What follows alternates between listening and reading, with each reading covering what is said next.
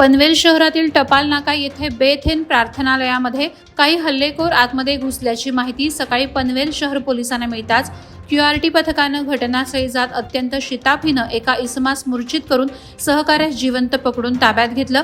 या घटनेनंतर पनवेलकरांनी सुटकेचा निश्वास सोडला असला तरीही ही घटना पोलिसांचेच मॉकड्रिल असल्याचं निष्पन्न झालं। शहरातील बेथेन प्रार्थनालय हे अत्यंत महत्त्वाचं ठिकाण असून या ऑपरेशन दरम्यान पनवेल शहर पोलीस ठाण्याचे वरिष्ठ पोलीस निरीक्षक नितीन ठाकरे, वाहतूक शाखेचे वरिष्ठ पोलीस निरीक्षक संजय पाटील, पोलीस निरीक्षक भगत यांच्यासह पनवेल महानगरपालिकेचे अग्निशमन दल, रुग्णवाहिका, इतर अत्यावश्यक सेवा 7 पोलीस अधिकारी आणि 57 कर्मचारी सहभागी झाले होते। लोकसभा निकालाच्या दिवशी पहिल्याच फेरीत मला विजयाचा विश्वास आला आणि या विजयात सर्वाधिक 28,740 हे प्रथम क्रमांकाचं मताधिक्य रोहा तालुक्याने दिल्याने हे ऋण मी कधीही विसरणार नाही, असं प्रतिपादन खासदार सुनील तटकरे यांनी केलंय। सर्वच तालुक्यात महायुतीच्या कार्यकर्त्यांनी मताधिक्य मिळवून दिलं असल्याने जिल्ह्यातील विधानसभेच्या 7ही जागा मी महायुतीच्याच निवडून आणणार असा निर्धार मी निवडून आलो तेव्हाच केला असल्याचे रोखठोक प्रतिपादन खासदार सुनील तटकरे यांनी केलंय। रोहा किल्ला येथे कार्यकर्ते आणि मतदारांचे आभार मानण्यासाठी आयोजित सभेत खासदार तटकरे बोलत होते।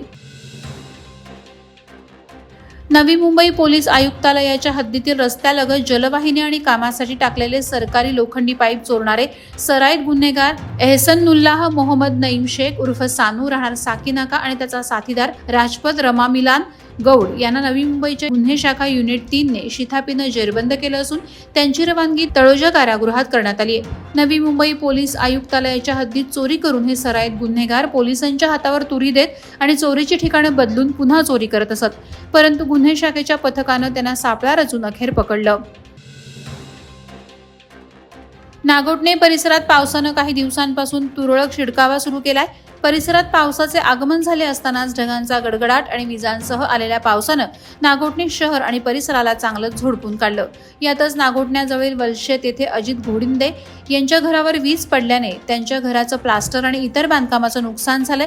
या घटनेची माहिती वेलशेत येथील सामाजिक कार्यकर्ते रोशन पारंगे यांनी वेलशेतच्या तलाठ्यांना दिली। या प्रकरणी वेलशेतचे तलाठी दिलीप खंदारे यांच्याकडून घोडिंदे यांच्या घराचा पंचनामा करण्यात आला आहे। गणेशोत्सवासाठी परदेशी अनिवासी भारतीयांची पेणमधील आकर्षक गणेश मूर्तींना दरवर्षी मागणी असते। या वर्षीही सुमारे 10,000 गणेश मूर्तीची मागणी असून आतापर्यंत 7,000 मूर्ती समुद्रमार्गे विविध देशात पाठवण्यात आल्यात। नुकतीच 3,000 गणेश मूर्तीची ऑर्डर पेणच्या कृष्णा कला केंद्रातून Australia, West Indies, Dubai, Canada, USA, London, Malaysia, south Africa या देशात रवाना झाली आहेत। दरवर्षी मे महिन्यातील दुसऱ्या आठवड्यापर्यंत समुद्रमार्गे बाप्पांची परदेशवारी होत असते। मान्सून अरबी समुद्रात दाखल होताच समुद्र खवळला की मूर्तीची निर्यात बंद होते। लोकसभा निवडणुकीत उरण विधानसभा मतदारसंघातून शिवसेनेला आघाडी मिळाली होती। या मतदारसंघात शिवसेनेचे रायगड जिल्हा प्रमुख तथा माजी आमदार मनोहर शेठ भोईर यांचा दांडगा जनसंपर्क आहे। त्यांच्या कार्याने प्रभावित होऊन आणि त्यांच्या नेतृत्वावर विश्वास ठेवून वावेघर पनवेल येथील भाजपाचे उपसरपंच जगन्नाथ चव्हाण यांनी आपल्या सहकाऱ्यांसह शिवसेनेत प्रवेश केला। यावेळी मनोहर शेठ भोईर यांनी कार्यकर्त्यांच्या हातात शिवबंधन बांधत शाल आणि पुष्पगुच्छ देत त्यांचं शिवसेनेत स्वागत केलं। या पक्षप्रवेश कार्यक्रमाच्या वेळी अनेक मान्यवर उपस्थित होते। कर्जत खालापूर तालुक्यातील माध्यमिक आणि कनिष्ठ महाविद्यालयातील 10वी आणि 12वीत प्रथम, द्वितीय आणि तृतीय क्रमांकाने उत्तीर्ण झालेल्या विद्यार्थ्यांचा गुणगौरव सन्मान सोहळा कर्जतमधील रॉयल गार्डन सभागृहात पार पडला।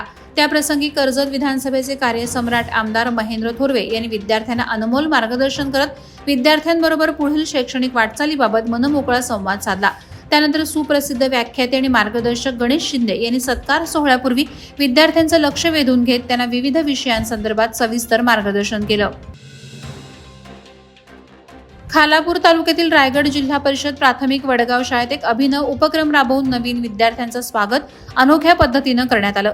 परिसरातील पालकांनी या उपक्रमाचं कौतुक केलं। वडगाव शाळेत पहिलं पाऊल अभियानाअंतर्गत इयत्ता पहिलीच्या दाखलपात्र मुलांना शाळेत दाखल करण्यात आलं। यावेळी त्यांच्या पायाचे आणि हाताचे ठसे घेण्यात आले। आजच्या प्रवेश उत्सवाचं आकर्षण म्हणजे पंचक्रोशीत मुलांच्या घरोघरी जाऊन त्यांना सन्मानपूर्वक आणि आपुलकीने शाळेत आणण्यासाठी फुग्यावर लिहिलेली घोषवाक्य, कार्टूनच्या वेशभूषेतले विद्यार्थ्यांनी गीत गाऊन त्यांचं स्वागत केलं। वादळवारा लाईव्हसाठी न्यूज ब्युरो, रायगड। नवी मुंबई व रायगड जिल्ह्यातील ताज्या बातम्या आणि घडामोडींसाठी सबस्क्राईब करा वादळवारा लाईव्ह चॅनल आणि दाबा बेल आयकॉन।